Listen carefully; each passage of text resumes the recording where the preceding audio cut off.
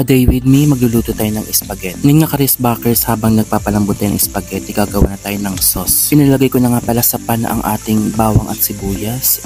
Gisahin lang natin to hanggang sa maging brown. And after that, isama na rin natin dito ang mga slice na hotdog para sa ating spaghetti. At dahil nga ang gusto kong spaghetti is mala Jollibee, lalagyan natin to ng sugar and condensed mamaya. Sinunod ko na rin nga pala ang ground beef. Ito ang magpapasarap sa ating spaghetti sauce. The more the yummier. Ay! After that, haluin lang natin to and then i-make sure natin to na talagang luto siya para masarap ang ating spaghetti and sauce. After naman Karis Bakers maging brown ng ating ground beef, isunod na natin ang kanyang tomato sauce and tomato paste. Isunod ko na nga rin pala ang cheese. Nilagyan ko ito ng cheese para naman cheesy ang iyong buhay at hindi ka naiinggit sa kapwa mo dito sa men. Naku po, halu-haluin lang natin hanggang mag-melt ang ating cheese dito sa ating pinalagay ko na rin nga pala ang ating condensed dito sa ating spaghetti sauce. Hinalo-halo ko na rin nga pala to, parang buhay mo, halo-halo and labo-labo. Aroy, Diyos ko. At dahil sa mga nagtatanong kung magpapamigay nga ba ako ng cellphone, kaya kung ako sa iyo, kung hindi ka pa nakapag-subscribe and follow, gawin mo na yan